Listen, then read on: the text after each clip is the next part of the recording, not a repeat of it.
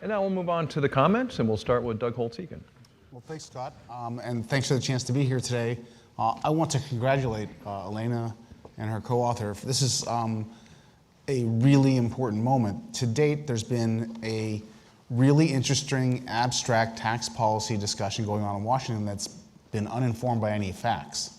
And this is a fantastic contribution. I think you just can't overstate the importance of taking these worries that have pervaded the discussion, the scale, frequency, and duration of losses, for example, and getting some sense of it, looking at the nature of the tax bases between the two, and I just think it's a fantastic paper and something that everyone should take a look at.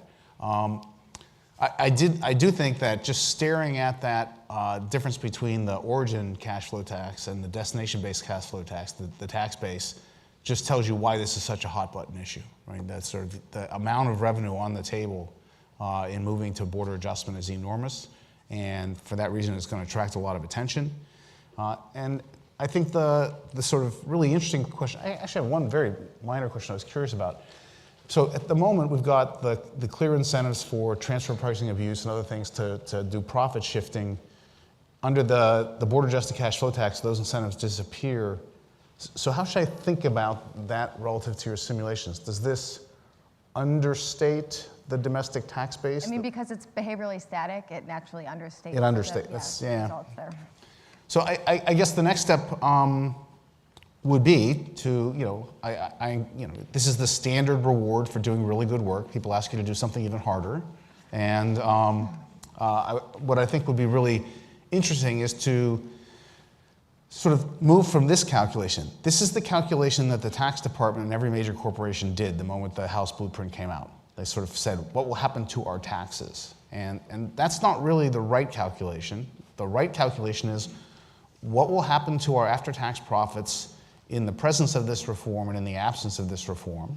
And you can inform that discussion well. It's a different question, but there is some combination of faster economic growth and currency appreciation which would hold a firm harmless in terms of their net income, and some will benefit.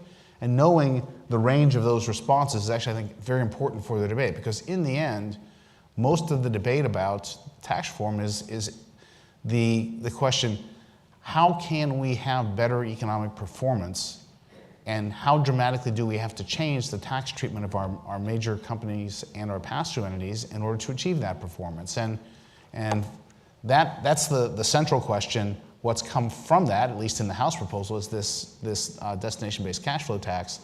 It'd be interesting to see if in the presence of the kinds of responses the authors of that plan are hoping for, we get answers to these questions that look very much palatable, and there aren't chronic problems with losses and things like that. So I think that's really the next step, and I just can't thank Elena and John enough. This is a fantastic contribution. Bill. Thank you, Doug. And we'll move right on to Bill. Well, I agree completely with Doug. I want to thank Scott for inviting me to this, and congratulate Elena and John on a really excellent paper that I think speaks testimony not only to how taxes, how information and economic research can inform policy debates, but in particular how government economists working with the data they have access to can make unique contributions to the policy debate. So this is an excellent place to start a discussion of the cash flow tax, because more information, especially on a tax that's never been implemented anywhere in the history of the world, more information is always helpful. So let me just make a couple of points. The destination-based cash flow tax is a really elegant and simple system. As Elena described, it solves a lot of the problems that people have with the current corporate income tax. And I'll note at the outset too, it's not a partisan proposal in the traditional way that we think of partisan politics. The rest of the Republican blueprint is, it cuts taxes for high income people, et cetera. And we get back in the debate with Reagan and Bush cutting taxes and Clinton and Obama raising taxes, the high end. This is not that. This is not a traditional supply side proposal. This is a proposal that has I think it's fair to say, nonpartisan roots. And it presents some very interesting issues in tax policy. One way to think about this proposal, just to shake things up a little bit, is it essentially makes the government a shareholder in a corporation in every business in the country. The government shares all the losses and it shares all the profits. What are you trying to kill it? There are many ways to describe this thing, and that's one of them. I want to raise a couple of issues. The first thing is there's a little bit of a bait and switch discussion about the tax rate. We know why we want to cut the corporate tax rate. It distorts investment choices, as Elena said. It distorts financing choices, preferring debt over equity. It creates these incentives for all these international tax arbitrage schemes and transfer pricing and intangibles and all that. The cash flow tax doesn't do any of that. It doesn't distort investment. It doesn't distort financing. And it doesn't one of the most amazing things about it is it solves all these international tax avoidance things through the simple expedient of simply ignoring international transactions. I wish I'd thought of this when my kids were young. It would have been a great parenting strategy just to ignore bad behavior and see if it just went away. But in any case, all the transactions that people can do to move tax liabilities overseas, they could still do them in the cash flow tax. It just wouldn't affect their liabilities. So it's a really amazing proposal in that regard. But precisely because it does not have all those distortionary effects, the usual arguments for why we need to reduce the corporate tax rate don't apply to the cash flow tax. If something is non-distortionary, you should tax the hell out of it. As a basic principle of tax policy, there's no deadweight loss associated with it. So there's a little bit of a disjuncture between the notion that we need to move to a cash flow tax and we need to reduce the tax rate. We need to do one of those, or maybe we need to think about those two margins, but we certainly don't need to do both of them. The Tax Policy Center estimates that the revenue neutral rate would be about 31% over the next 10 years. But that understates it overstates it because it does not include behavioral effects, but it understates the rate because it includes the revenue from imports. It's important to realize the revenue from imports is temporary. Over the long term, the present value of exports has to equal the present value of imports. And so our trade deficits eventually will turn to trade surpluses. And at that point, the cash flow tax will lose money, not raise money. So the Bush Tax Commission in 2005 actually proposed something very close to the destination-based cash flow tax, but they left out the revenue from the border adjustment, which is over $1 trillion over the next 10 years. They left it out on the political grounds that the WTO might reject the border adjustment. I'll talk about that in a second.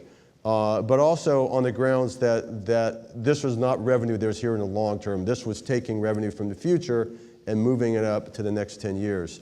So if we financed, say, revenue neutral tax reform with a border adjustment, then after the 10 years, we would lose money from the rest of the reform, and we would lose money in the future from the border adjustment too. So there's a really important timing aspect of the border adjustment that needs to be front and center in all this. All right, let's talk about the WTO. The WTO is certain to reject the destination-based cash flow tax as incompatible with its rules. The reason is the WTO says you have to treat your imports the same way that you treat domestically produced goods. And what the cash flow tax does is it taxes the full value of imports, but it doesn't tax the full value of domestically produced goods. It only taxes it deducts wages. Because it's a value-added tax, it avoids taxing the normal return. So it only taxes the supernormal returns to capital. And so it's only taxing one small share of the domestic good, but it's taxing the whole it's taxing the whole value of the imported good. So the WTO is going to reject that. Let me issue the caveat that I'm an economist giving a legal opinion, but I will say that every lawyer I've talked to has said this is the case. Now you could solve this problem by splitting the cash flow tax in two. As Elena mentioned, the cash flow tax is a value-added tax with a wage deduction. And the way you split it in two is you just have a value-added tax, and then you subsidize wages somewhere else in the system. So the system that would work would be a standard European credit invoice value-added tax, and then we go to something like a payroll tax deduction or a credit for payroll taxes paid or something like that, or expanded EITC, you might think of it that way. There are ways to get wage subsidies into the system without sticking them into the corporate tax. But we would have to think about something like that. If I have time, and make one last point, that the whole impact of this, or not the whole impact, much of the impact of the cash flow tax, particularly a border adjustment, depends on how exchange rates adjust. If exchange rates adjust 100% for the tax, then everything's fine. There's no change in the trade balance. There's no increase in exports. There's no reduction in imports. Importers are not hurt because the exchange rate went up by as much as their tax went up. So the Walmarts and the oil refineries of the world don't need to worry. There are two things that happen, though, if the exchange rate adjusts fully. One is there's a big transfer of wealth from Americans holding wealth overseas. Unless you think that's not you, let me suggest you look in your 401k account and see what proportion of your assets are invested in overseas funds. So it'd be a big transfer from Americans holding assets overseas to foreigners holding wealth here. And this could be an enormous transfer of wealth. Americans hold $24 trillion overseas. Foreigners hold 30-some trillion dollars here. Multiply each of those by 25%, take the difference, you get a number like $14 trillion. I'm not saying it's going to be $14 trillion, but it could be up to that. There could be a major transfer of wealth. The other concern, which may not be first order domestically, but is internationally, is that countries who are debtor countries who have their debt denominated in dollars, but their assets in their own currency, if the exchange rate rises 25 or 30%, they're going to be hit really hard. The Asian financial crisis in the 1990s had to do with exchange rate movements, and countries like Mexico or Indonesia, which have a lot of dollar-denominated debt, could be seriously hit. So what you say, well, maybe the exchange rate won't adjust fully. What happens then? Well, then the trade deficit comes down. Exports go up, imports go down. But then the concerns of the retailers and the oil refineries and the apparel industry, then they become more apparent. If the exchange rate doesn't adjust, then import prices go up and consumers get hit at the cash register. So this is not to say we shouldn't do it. This is to say there are a whole lot of things we need to think about. It's worth emphasizing this is a tax that's never been implemented anywhere ever. And so there's a lot of undotted I's and uncrossed T's. And I hope that people like Elena and Doug and I and others will start dotting those I's and crossing those T's. But there's a long way to go from a discussion of a paper to a legislative bill to actually enactment. So I think it's fair to say we're in the early stages of this discussion, and I hope it continues. Thanks. That's terrific. Thank you.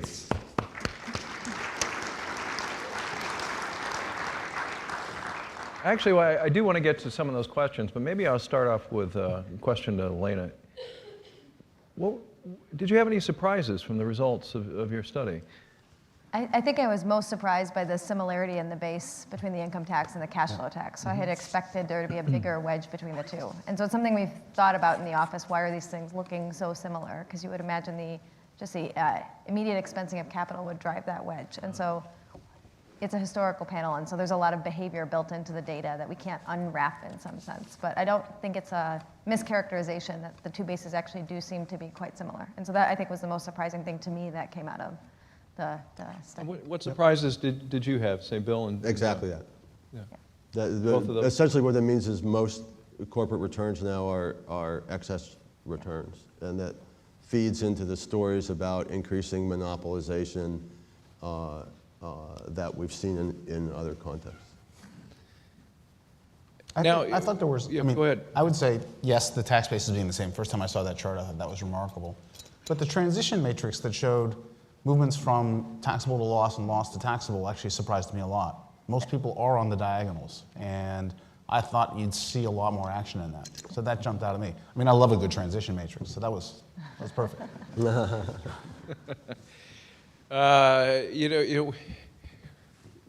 There's a lot of discussion about how this has never been tried before, this is new, this is different. But on the other hand, 165 countries have value-added taxes.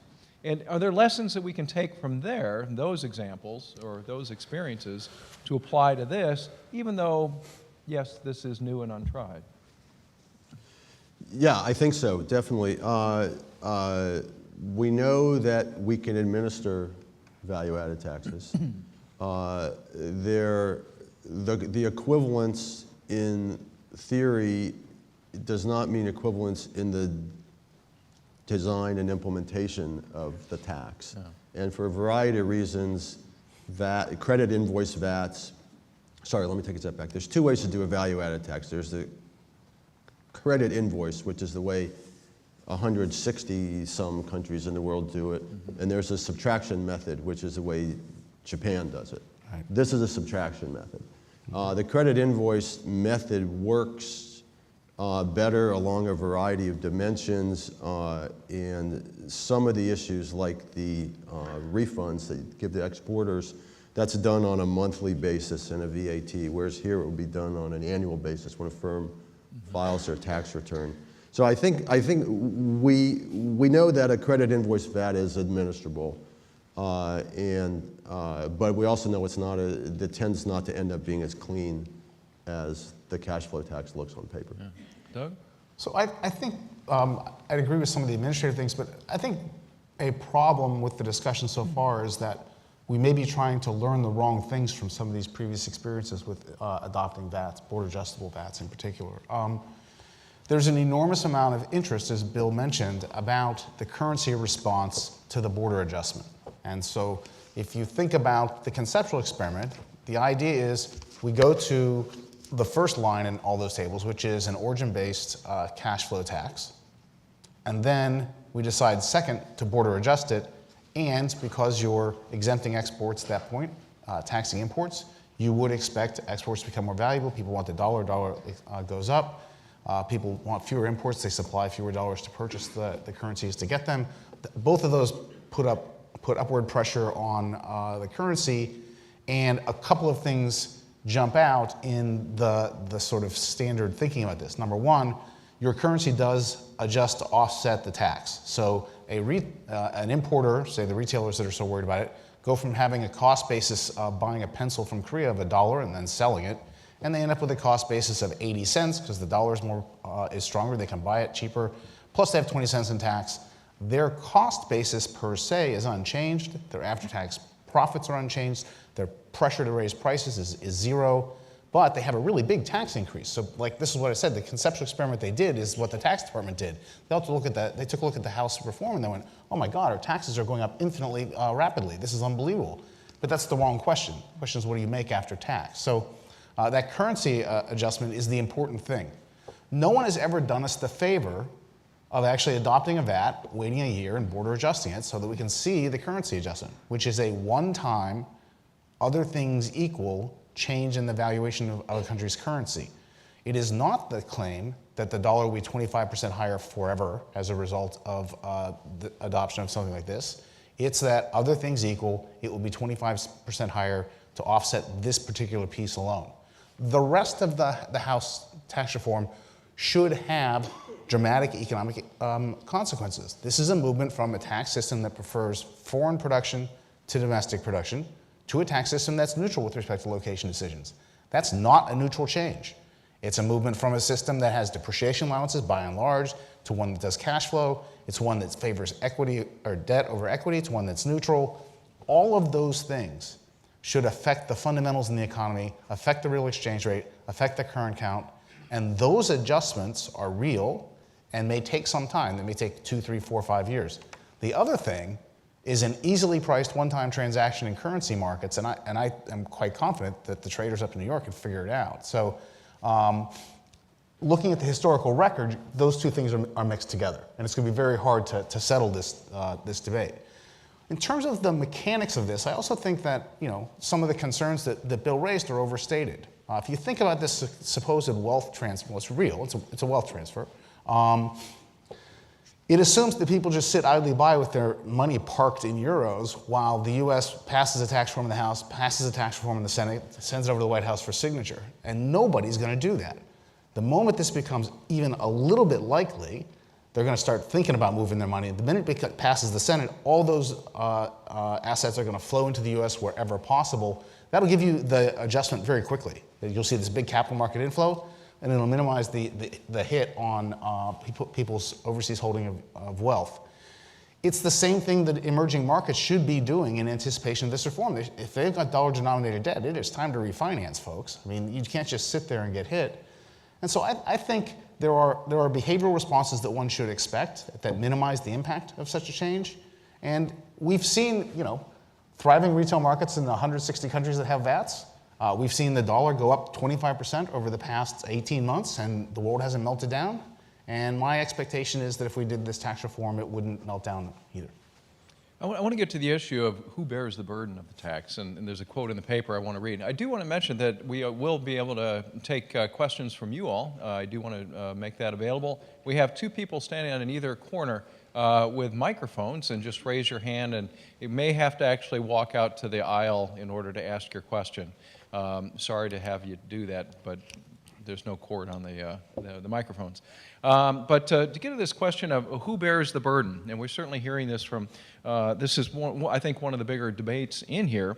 In the paper, Elena, you'd say, one implication of this is that while importers or retailers collect and remit the tax, they generally do not bear the economic incidence of the tax.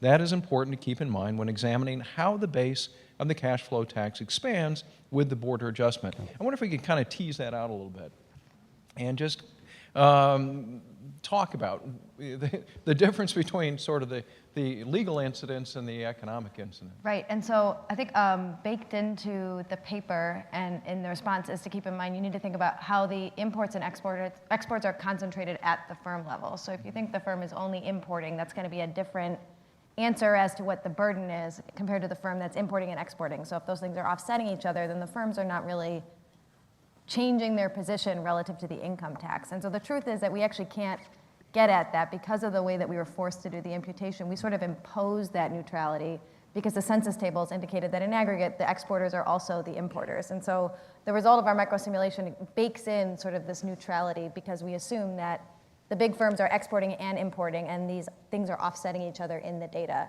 And so unfortunately, our study can't get at that because we don't have the micro data on the imports and exports. But if you think that you really do have a farmer and you have a baker and they're behaving differently, then it'll be a very different question of incidence. Oh, because we hear that a lot. Hey, the cost of my goods are going up 20%. That's right. My customers, Yep.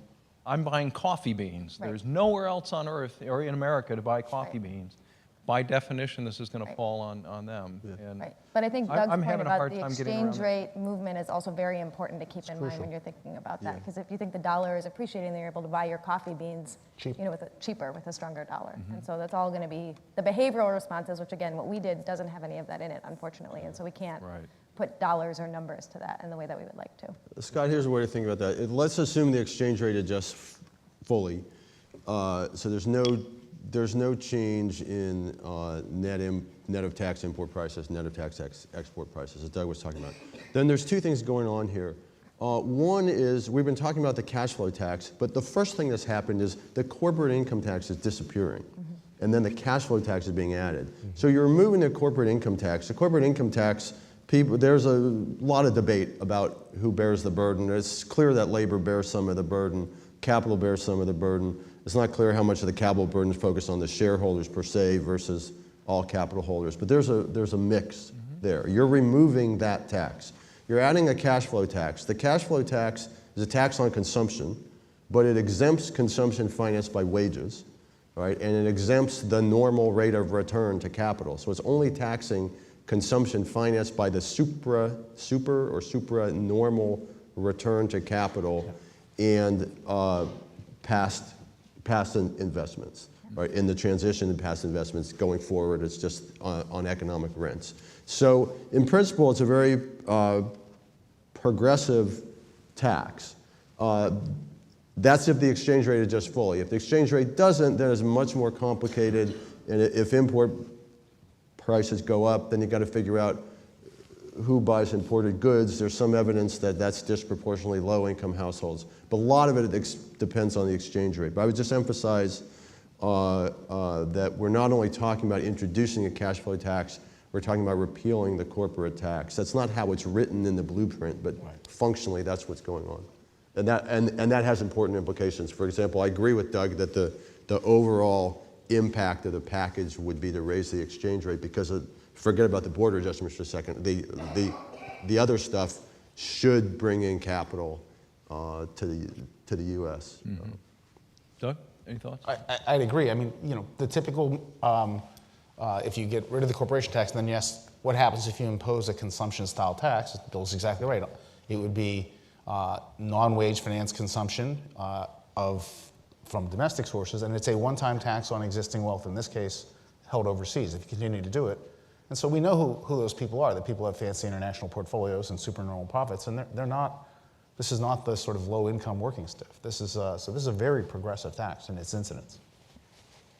Hold up your hand. Yes, sir. Why don't you step forward? Hi, it's Victor Fleischer from Senate Finance. First, I want to congratulate Lena. It really is a terrific, really useful contribution. So thank you for that. Lots of interesting stuff to work with on that. My question is for Doug on the currency adjustment, which is a new issue for a lot of us in tax policy. We're hearing a lot from constituents and from there's some research notes coming out of Wall Street that are skeptical of the how complete the currency adjustment might be and how long it would take. So what's your explanation? Is it just that you don't think Wall Street can understand it yet, or do you think that with time they will get it and we'll start to see the adjustment in the markets? I think it's because they're combining the two things. The notion of the complete adjustment of the exchange rate is really targeted just on the border adjustment. And as a footnote, I'd point out, in the House blueprint, there are two rates that matter. One is the corporate rate of 20%. That's been the focus today in most discussion. But the pass-through rate is 25%. The pass-through base will be border adjusted as well. And so if all of the imports and exports came through pass-throughs, you'd need an adjustment of 33%, not 25%. And the world will consist of some combination, weighted average of those two. So I don't even know what exactly perfect currency adjustment means in that context. But so go back to just having the 20% rate. I believe what they're doing is exactly what I described. They're looking, as they should, to previous experience. What happened when Australia adopted a VAT? What happened, in all these different settings?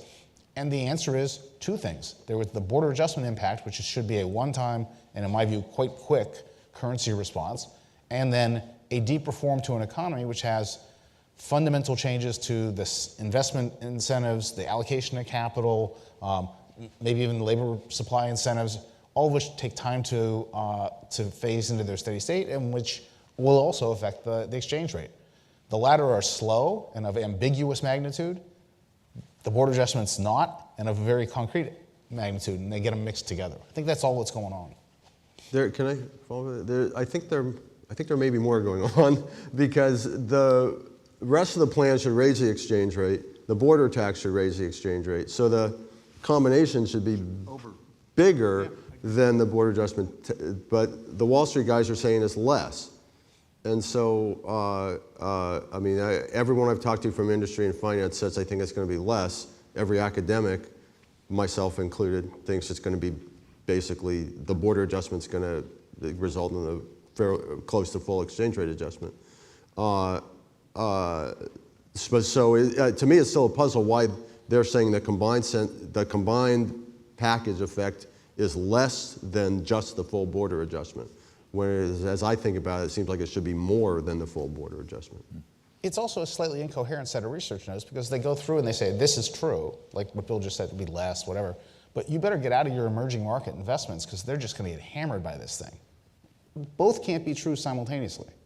And so Either it adjusts and you worry about the emerging markets managing their dollar exposure, or it doesn't and it's a non-event. So I'm confused.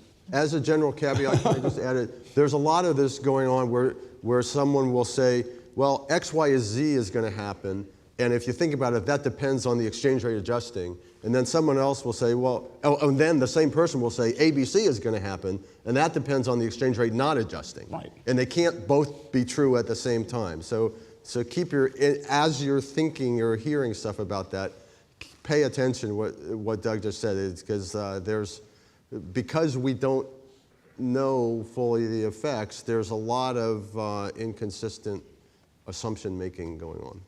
We have a question over here, sir. Yes, Ralph Galliano. I'm the project director of the Freedom Tax at thefreedomtax.org. My question is, isn't the border adjustment tax, which I think you've already described as a quasi-value-added tax, not unlike Senator Cruz's corporate tax plan, which the Wall Street Journal did label as a value-added tax? So, since the plan introduces a new tax into the system, an individual income tax plus now a value-added tax, means introducing the camel VAT nose under the tax tent? Well, if I could step in as the moderator's prerogative, as Bill just mentioned, this is replacing the corporate income tax for all intents and purposes. So we have two taxes now, and so this is replacing one with the other, I would think. With all due respect, actually, we have one tax, that's an income tax, one on individuals, one on corporations. What we're doing here is adding a new tax, i.e. a value-added tax. Yeah. Our entire tax system is a bit of a hybrid in many different respects. You know, we also have savings plans, which make it a little bit more of a consumption, and we have near full expensing, or at least 50% bonus expensing, which moves in that direction. So in all intents and purposes, we do have very much of a hybrid system. I don't know if anyone else wants to. This is a close cousin of the X tax that was developed by my late professor David Bradford, and the author of Blueprints for Basic Tax Reform, the sort of starting point for this discussion in the US. And the reason he called it the X tax is he thought it would be really useful if people didn't label it either an income tax or consumption tax or a silly tax or whatever. They would just look at the tax and ask the question, what's going to be the economic impact of this tax and what will be the incidence of it? And I think that was a good admonition and we should stick to it. We have time for one more. I know we're getting pretty close to the time I had promised to cut to begin. If you could stand up. Sure. Thank you. My name is Caroline Kitchens with R Street Institute. Thanks to all of the panelists for their comments. I was just wondering if you could elaborate a little more on whether or not we should include the F-base when we're designing a policy. So I know in your study you mentioned that most of the other countries with value-added taxes do exempt financial services. So I was wondering if you think it would be wise for us to do the same in order to level the playing field, and if you could speak a little more to that. So I'll start about just why we excluded the financials. So that it's just a very complicated question, and so without further input from policymakers on how they view the financial industry and what to do with it, the truth is that the tax data that are available right now don't make it easy to identify the financial transactions. From a simplicity perspective, R plus F is a simpler tax to administer. But when you're thinking about only businesses being contained within the cash flow tax, if you exclude financials in an R base, then you have to deal with financials that move directly to consumers, so a bank that's making a loan directly to a person. And so the second that you do an R base except for business to consumers, you're stepping back a little bit from the argument that supports a cash flow tax from a simplicity perspective. So there are reasons to do an R base because tracing financial transactions can be very complicated, but once you do that, you sort of lose the simplicity argument of the cash flow tax. So it's a bit of a chicken and an egg there in terms of which direction you want to move. Can I add one thing? The other countries have a corporate income tax as well as a value-added tax. So even if they don't tax the financial sector under the VAT, they're captured under corporate tax. Right. This would replace the corporate tax. So if we didn't tax the financial sector here, there would be essentially no tax on the financial sector. There are ways to tax the financial sector under VAT. It's just tricky. One of the ideas is to simply just tax the wage bill in the financial sector, because wages traditionally are like 70% of value added anyway, and you can observe wages. Financial value added is just harder to measure. One last question. I want to slip you, you had your hand up quite a bit. So. Ramos, my name is Luis Vega Ramos. Hello, I'm a state representative from Puerto Rico. And I was wondering if, as some of you may know, certain U.S. companies operating in Puerto Rico for tax purposes are 901, Section 901 corporations, which means that their operations are considered foreign operations, and thus they're exempted from federal corporate income tax law for those operations. I was wondering, as this discussion moves forward, what thought and what alternatives, if any, has been thought of as to how to consider the imports that would come from U.S. territories such as Puerto Rico and others in terms of the border adjustment tax. How would the imports coming from Puerto Rico, Virgin Islands, Guam, and other possessions or territories would be factored in as either imports within the United States, or would be considered as foreign imports, such as in case of particularly Puerto Rico, some of those companies are considered foreign companies for federal tax purposes. Thank you very much. So Anyone from I think Ways and taken Means at here? face value, the answer is pretty straightforward. Those transactions will be classified as transactions between a U.S. company that's foreign sub. Thus, the exports will not be subject to tax, the imports would. And the issue becomes, do you want to retain that as the legal tax treatment, or do you want to identify those operating in Puerto Rico as operating within the United States, and thus just pure domestic transactions, not border-adjusted ones? Elena, tremendous work. Congratulations to you and your colleague. And Bill and Doug, thank you very, very much. Let's have a hand for everyone. Thank you.